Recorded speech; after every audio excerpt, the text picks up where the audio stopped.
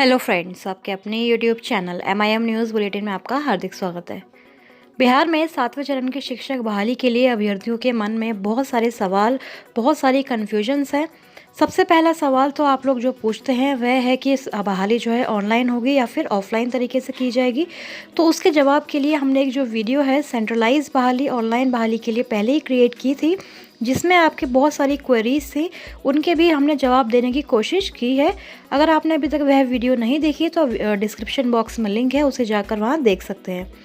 दूसरा जो सबसे इम्पोर्टेंट सवाल है आप लोगों ने पूछा था, उसमें बहुत सारे अभ्यर्थी डेली जो वीडियोस हैं उनमें भी ये प्रश्न पूछते रहते हैं कि 7वें चरण की बहाली के लिए एज लिमिट क्या होगी, किसी कैटेगरी खास के लिए, या फिर जो अधिक आयु वाले अभ्यर्थी हैं वह भी कई बार यह सवाल पूछते रहते हैं कि क्या उन्हें 7वें चरण की बहाली में शामिल होने का मौका मिलेगा या फिर नहीं, क्या वह इतनी आयु के हैं तो क्या वह सेफ़ हैं या फिर नहीं।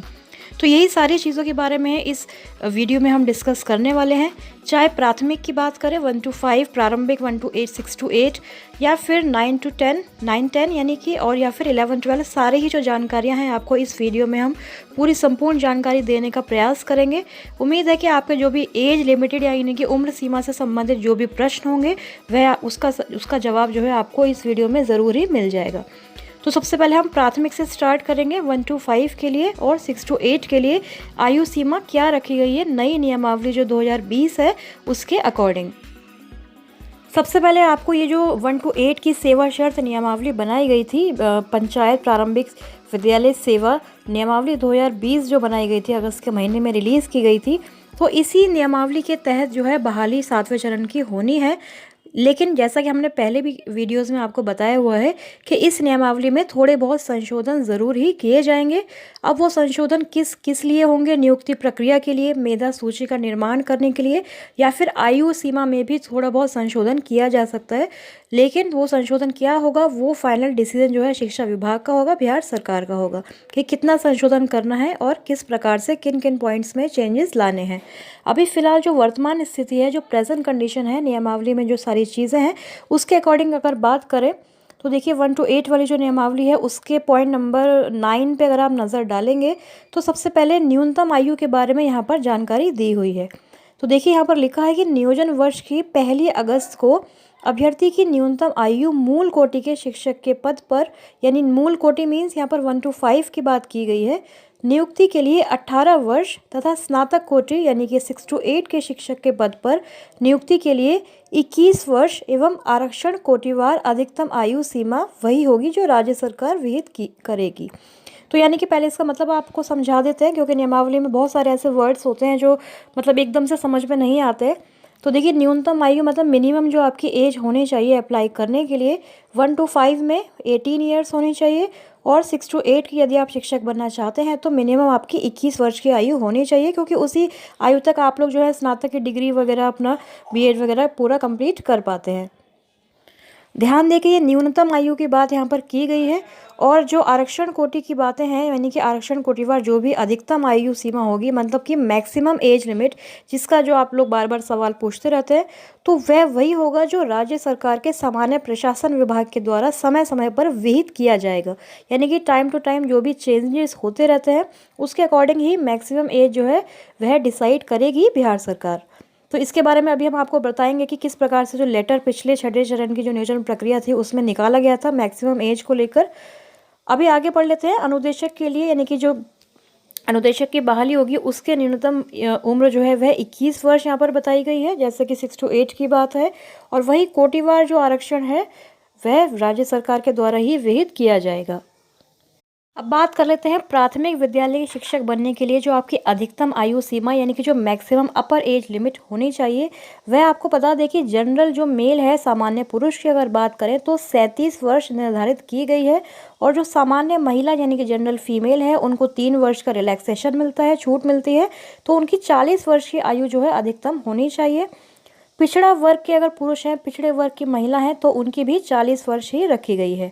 लेकिन एक चीज़ यहाँ पर फिर से हम क्लियर करना चाहेंगे कि यदि जो बिहार सरकार है वह इसमें चेंजेस कर सकती है, और चेंजेस हुए भी थे छठे चरण के नियोजन प्रक्रिया में। आप लोगों को याद होगा, अगर नहीं पता है तो हम बता देते हैं। जब छठे चरण की नियोजन प्रक्रिया जुलाई के महीने में आरंभ हुई थी तो उसका शेड्यूल काफ़ी लंबा चला था। मेधा सूची पर आपत्ति वगैरह काफ़ी, ये सब जो है बहुत बड़ा शेड्यूल था, काफ़ी महीनों तक चला था।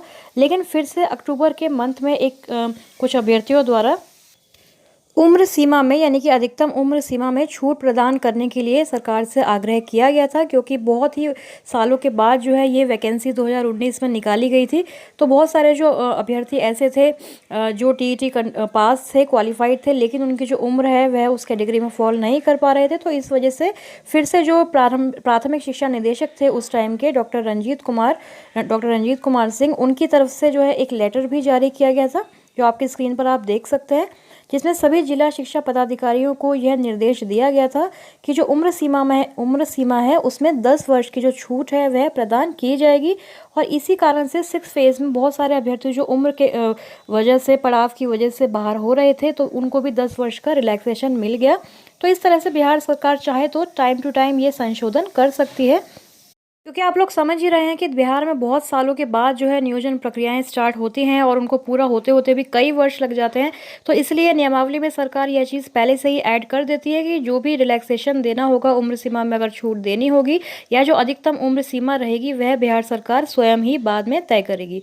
तो इसलिए 7th फेज़ में जो मैक्सिमम एज है उसके बारे में कितनी छूट मिलती है या फिर नहीं मिलती है, ये सारी चीज़ें तो जब नोटिफिकेशन आएगा उसमें लिखी रहेंगी। लेकिन इतना तो तय है कि बिहार सरकार छूट ज़रूर देती है उम्र सीमा में, क्योंकि बहुत सारे अभ्यर्थी की डिमांड करते हैं कि उनको रिलैक्सेशन दिया जाए। तो उम्मीद है कि जो प्राथमिक शिक्षक बनना चाहते हैं उनको एक आइडिया ज़रूर लग गया होगा। एज लिमिट से संबंधित उनकी जो भी क्वेरीज थी वह थोड़ी बहुत हल हुई होंगी। अब हम बात करेंगे माध्यमिक और उच्च माध्यमिक विद्यालयों में जो शिक्षक बनने वाले हैं, साथ ही पुस्तकालय अध्यक्ष और संगीत के जो टीचर्स बनेंगे उनके लिए क्या एज लिमिट वगैरह निर्धारित की गई है। क्योंकि कुछ अभ्यर्थी पूछ रहे थे कमेंट सेक्शन में कि म्यूज़िक टीचर वगैरह बनने के लिए क्या चीज़ें चाहिए होती है।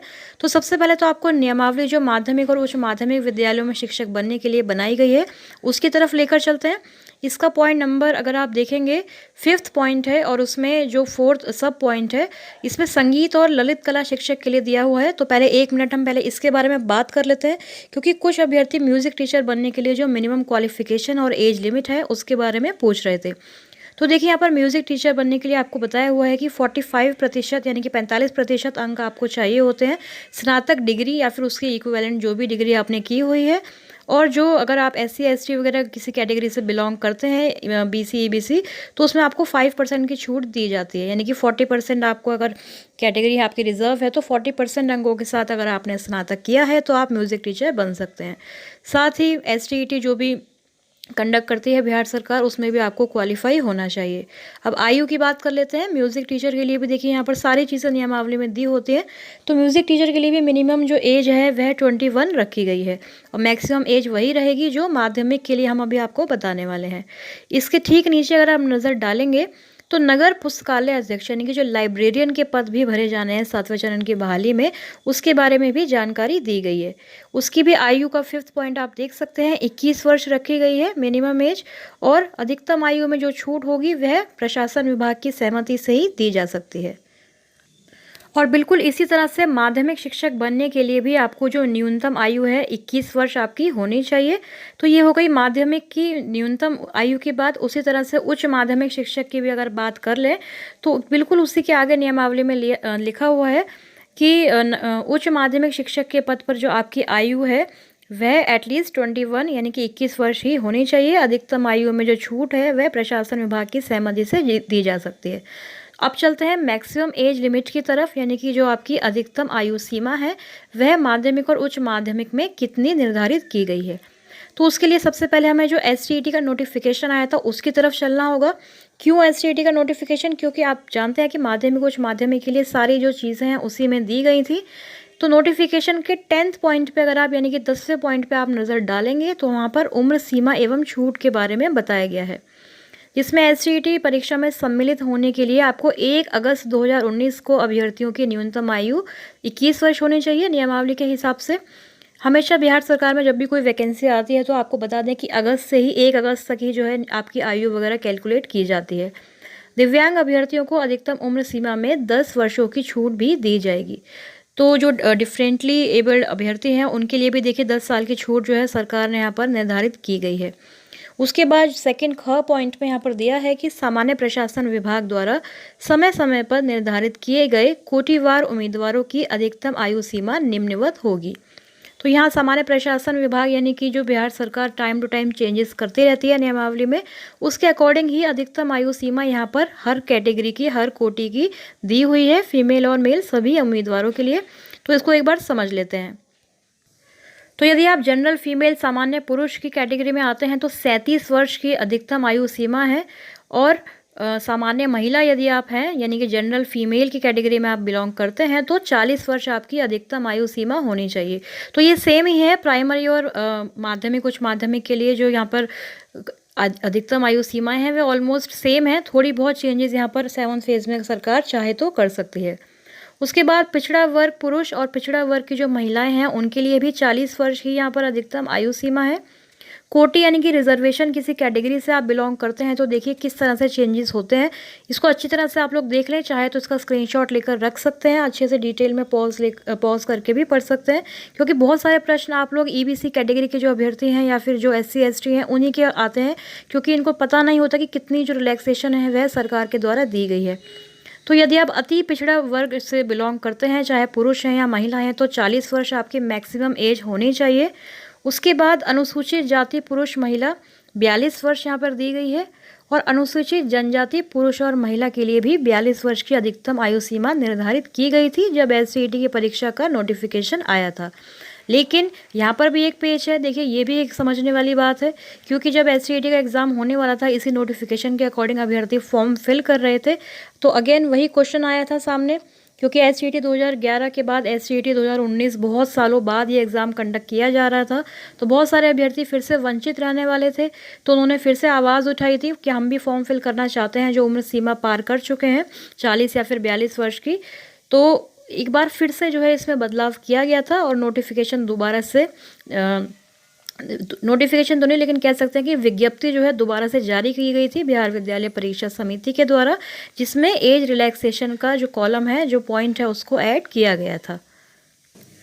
तो 12 दिसंबर 2019 को एक जो पत्र है वह निकाला गया था, जिसमें माध्यमिक उच्च माध्यमिक शिक्षक पात्रता परीक्षा यानी कि SCET 2019 में जो भी उम्र सीमा में छूट इत्यादि देने हैं उनकी सारी जो बातें हैं वह की गई थी। आप देख सकते हैं अपनी स्क्रीन पर, जिसमें जो 2006 की नियमावली है, सेवा शर्त नियमावली, उसका हवाला दिया गया था। तो इस बार भी अगर ये छूट वगैरह दी जाएगी तो 2020 के नियमावली के अकॉर्डिंग ये जो सारी चीज़ें हैं लिखी जाएंगी। तो यहाँ पर उम्र सीमा में 10 वर्ष की छूट जो है दी गई थी शिक्षकों को। वहीं जो कंप्यूटर के शिक्षक बनना चाहते हैं कंप्यूटर साइंस विषय में, क्योंकि आप जानते हैं कि B.Ed की डिग्री की आवश्यकता नहीं होती है, इसलिए इस विषय के लिए यानी कि कंप्यूटर विषय के लिए केवल 8 वर्ष की जो छूट है वह दी गई थी। तो यहाँ पर ये चीज़ क्लियर हो जानी चाहिए कि जब SCET का ये जब नोटिफिकेशन आया था उसमें जो उम्र सीमा लिखी है, फिर विज्ञप्ति निकालकर बाद में सरकार ने इसको संशोधित किया था, क्योंकि आपको याद होगा अगर आपने SCET परीक्षा दी थी तो जो डेट है फॉर्म फिलिंग की उसको बाद में एक्सटेंड किया गया था, और फिर से ये जो 10 वर्ष की छूट दी गई थी और 8 वर्ष की छूट दी गई थी, इसके लिए दोबारा से सरकार ने जो पोर्टल है उसको ओपन किया था, और फिर से ये सारी चीज़ें जो हैं जो अभ्यर्थी ऐड हो गए थे 10 वर्ष वाले 8 वर्ष वाले, उन्होंने फॉर्म फिल वह लोग कर पाए थे। तो ये जो बिहार विद्यालय परीक्षा समिति के द्वारा ये प्रेस विज्ञप्ति बाद में निकाली गई थी, इसमें देखिए लास्ट में एक पॉइंट आपको दिखाई दे रहा होगा कि 25 से 26 दिसंबर यानी कि 2 दिन का आपको टाइम भी दिया गया था कि अपना जो यूज़र आईडी और पासवर्ड है उसकी हेल्प से लॉगिन करके आप लोग जो भी त्रुटि है, जो भी अगर मिस्टेक हो गई है तो उसको करेक्ट भी कर सकते थे, सुधार कर सकते थे, क्योंकि बहुत सारे अभ्यर्थी अभी भी ये प्रश्न पूछ रहे हैं कि हमारी कैटेगरी गलत हो गई है SCET में, या फिर हमारा नेम गलत हो गया है, फादर्स नेम में त्रुटि है। तो ये सारी चीज़ें देखिए आपको करेक्ट करने का मौका पहले से दिया गया था। तो सरकार सारा ही जो मतलब हिसाब किताब है, पेपर लेने से पहले सारे जो फॉर्म फिल होते हैं प्रॉपर तरीके से उसमें करेक्शन का भी समय देती है, तो उसी वक्त सभी अभ्यर्थियों को इसमें जो त्रुटि वगैरह है सुधार कर लेना चाहिए था। तो वापस से अपने नोटिफिकेशन पर आ जाते हैं। देखिए फिर से जो उम्र सीमा में छूट दी गई 10 वर्ष की, 8 वर्ष की, उसमें आप ये ऐड कर सकते हैं। जैसे कि सामान्य पुरुष 37 वर्ष के थे तो उनको 47 वर्ष वाले अभ्यर्थियों को यहाँ पर मौका मिला होगा 10 वर्ष का, क्योंकि यहाँ पर फ़ायदा मिला है। लेकिन यदि आप जनरल पुरुष हैं, जनरल महिला हैं, फीमेल हैं और आपका कंप्यूटर साइंस विषय है तो आप यहाँ पर 8 वर्ष जोड़ सकते हैं। यानी कि आप जनरल अगर महिला हैं और आपका कंप्यूटर साइंस विषय है तो आपके मैक्सिमम एज लिमिट जो है 48 वर्ष ही मानी जाएगी। तो इस हिसाब से ये जो कैटेगरी है वह डिवाइड की है सरकार ने। और इस बार भी 7 फेज का नोटिफिकेशन आएगा, उसमें देखेंगे कि कितनी उम्र सीमा जो है सरकार निर्धारित करती है, क्योंकि यह केवल एक अनुमान है कि सरकार ने पहले जैसा किया है उस तरह से इस बार भी वह छूट ज़रूर देगी। छूट इसलिए दी जाती है क्योंकि देखिए इससे अभ्यर्थी भी बहुत ज़्यादा संख्या में सरकार को मिल जाते हैं, बहालियाँ फिर कम भी हो पाती हैं। दूसरा एक और रीज़न जो है सरकार को लगता है कि अगर मान लीजिए कोई व्यक्ति अगर 50 साल की उम्र में या 45 साल की उम्र में टीचर बन जाता है, शिक्षक बन जाता है, तो उसके देखिए रिटायरमेंट के कितने ही कम वर्ष बचे रहते हैं। तो यानी कि सरकार को बहुत ही कम सैलरी देनी पड़ेगी, कुछ ही समय के लिए टीचर्स को हायर करना होगा।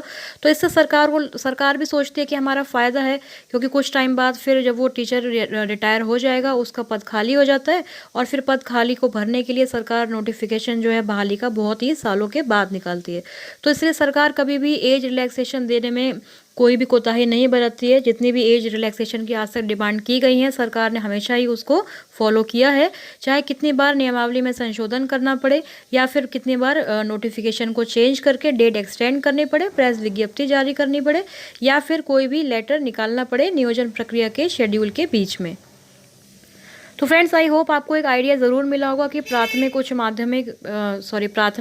प्रारंभिक 6 to 8 की बात कर ले, एलिमेंट्री की 1 to 8 और माध्यमिक में आपको कोई अगर और प्रश्न है तो आप पूछ सकते हैं।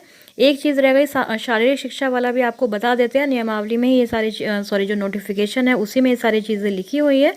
नोटिफिकेशन का 14th पॉइंट अगर आप पढ़ेंगे तो वहाँ लिखा है कि शारीरिक शिक्षा एवं स्वास्थ्य अनुदेशक की जो योग्यता परीक्षा ली गई थी SGET की, वहीं पर उम्र सीमा का जो निर्धारण है वह भी किया गया था। तो इसका D पॉइंट है, आप इस पर नज़र डाल सकते हैं। यहाँ पर न्यूनतम आयु 18 वर्ष है फिजिकल टीचर्स के लिए और सामान्य कोटि के लिए मैक्सिमम एज लिमिट यहाँ पर 37 वर्ष दी हुई है। सामान्य महिला, पिछड़ा वर्ग महिला या फिर जो अति पिछड़ा वर्ग है उनके लिए 40 वर्ष एवं अनुसूचित जाति और जनजाति के लिए यह आयु सीमा 42 वर्ष रखी गई है। तो ये जानकारी आपको SGET परीक्षा के लिए यानी कि SGET परीक्षा में शामिल होने के लिए जो अधिकतम आयु सीमा है वह निर्धारित की गई थी। अब जो टीचर बनेंगे इसके लिए जो इसके आगे शिक्षक बनेंगे वह वही लोग बनेंगे जिन्होंने SGET परीक्षा क्वालिफाई की है। तो अपने आप ही आप लोग समझ सकते हैं कि एज लिमिट के लिए यही सारी चीज़ें फॉलो होने वाली है। लेकिन अगर नियमावली में संशोधन करके सरकार थोड़े बहुत चेंजेस लाना चाहती है तो वो तो नोटिफिकेशन आने के बाद ही पता चल पाएगा कि कितना एज रिलैक्सेशन सरकार इस बार अलाउ कर रही है। तो इससे संबंधित या किसी और टॉपिक पे अगर आपको वीडियो चाहिए जो आपके मन में बहुत कन्फ्यूजन है 7 फेज के रिगार्डिंग, तो हमसे ज़रूर पूछे कमेंट सेक्शन में। उस क्वेरी को भी सॉल्व करने की हम पूरी कोशिश करेंगे, जैसे इस वीडियो में मैंने ट्राई किया है आपको उम्र सीमा के बारे में समझाने के लिए। तो फ्रेंड्स वीडियो यूज़फुल लगी हो तो आप इसको लाइक ज़रूर करें और अपने साथियों में ज़्यादा से ज़्यादा शेयर करने की कोशिश करें। अगली वीडियो के साथ जल्दी ही मिलेंगे आपसे। अभी के लिए इतना ही। Thank you for watching.